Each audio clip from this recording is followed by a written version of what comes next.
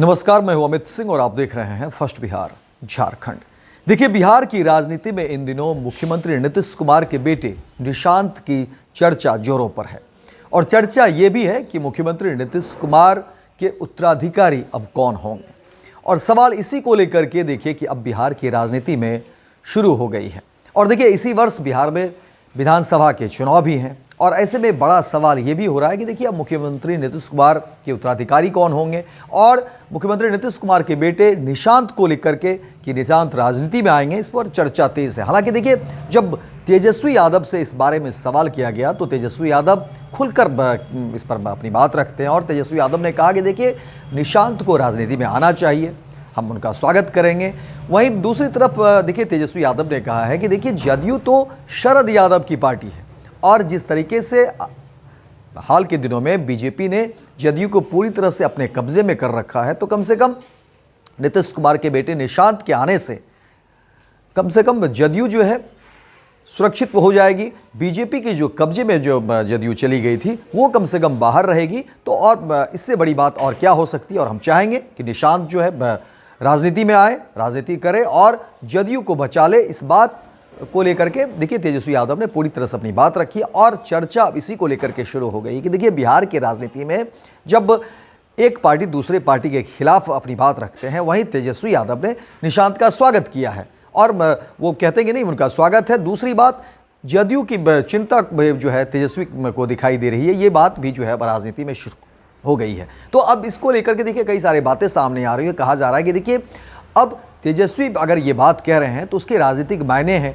कि बिहार की राजनीति में तेजस्वी अगर निशांत को लेकर के एक सॉफ्ट अपनी बात रखते हैं, उनके लिए जो है शुभकामनाएं भी देते हैं, राजनीति में चाहते भी कि वो आए। और दूसरी बात की जदयू की चिंता करते हैं। तो देखिए, अब लोग वोट को लेकर के और जो जातीय समीकरण है उसको लेकर के भी बिहार की राजनीति में देखते हैं और गठबंधन की राजनीति को लेकर के भी लोग चर्चा करते हैं कि देखिए, बिहार में जब भी तेजस्वी की सरकार बनी तो किस तरह से जदयू आरजेडी के साथ आए और फिर सरकार बनी। ऐसे में बड़ा सवाल ये भी है कि अगर निशांत नेतृत्व संभालते हैं, निशांत उत्तराधिकारी के रूप में अगर सामने आते हैं तो वो आरजेडी के लिए जो है मुफीद होगा, आरजेडी के लिए जो है एक बेहतर संभावना के रूप में जो है ये सामने आएंगे। और देखिए, आने वाले समय में अगर ऐसा होता है तो कहीं ना कहीं बिहार की सियासत भी एक अलग दिशा में जाएगी। जिस तरीके से देखिए, अभी फिलवक्त जो बिहार में एनडीए की सरकार चल रही है, उसमें जिस तरह से एनडीए के घटक दल हैं एक साथ जो सरकार में है, लेकिन अगर निशांत की राजनीति में एंट्री होती है, निशांत अगर वाकई मुख्यमंत्री नीतीश कुमार के उत्तराधिकारी के रूप में सामने आते हैं, जिसकी चर्चा अभी जोरों पर है, हर तरफ इसी बात की चर्चा हो रही है कि बिहार में राजनीति में उत्तराधिकार के रूप में मुख्यमंत्री नीतीश कुमार के उत्तराधिकारी के रूप में निशांत अगर राजनीति में एंट्री करते हैं तो इसको लेकर के हर तरफ जो है लोग अपनी बात रख रहे हैं, तमाम नेता अपनी बात रख रहे हैं। लेकिन कयास ये लगाया जा रहा है कि अगर ऐसा होता है तो ये आरजेडी के लिए इससे बेहतर विकल्प और कुछ हो नहीं सकता है, क्योंकि हाल के दिनों में एनडीए की एकजुटता, जिस तरीके से आमने सामने की बातें हो रही हैं, ऐसे में निशांत का आना कम से कम आरजेडी के लिए बहुत ही श्रेयस्कर होगा। और इसी को लेकर के देखिए, तेजस्वी यादव का ये बयान सामने आता हुआ दिख रहा है। हालांकि देखना दिलचस्प होगा कि निशांत जब राजनीति में आते हैं तो क्या कुछ होता है। लेकिन आपको बता दें कि निशांत ने अभी तक इस पूरे मामले पर खुल करके कोई बात नहीं रखी, ना तो उन्होंने हामी भरी है और ना ही उन्होंने इनकार भी किया है। ये भी नहीं है कि निशांत ने इनकार किया हो कि नहीं, हम राजनीति में नहीं आएंगे।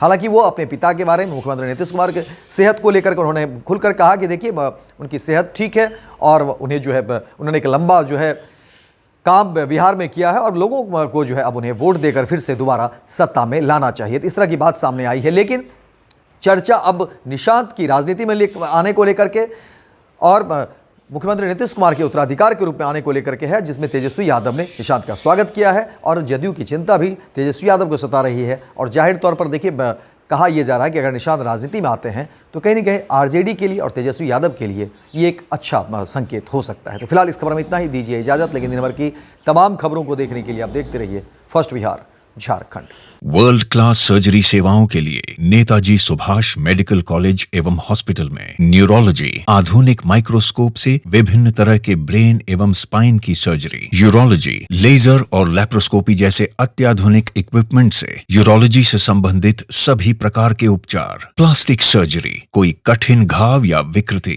Facial, nose job, laser surgery एवं सभी तरह की cosmetic surgeries. NSMCH, Amhara, Bihta, Patna.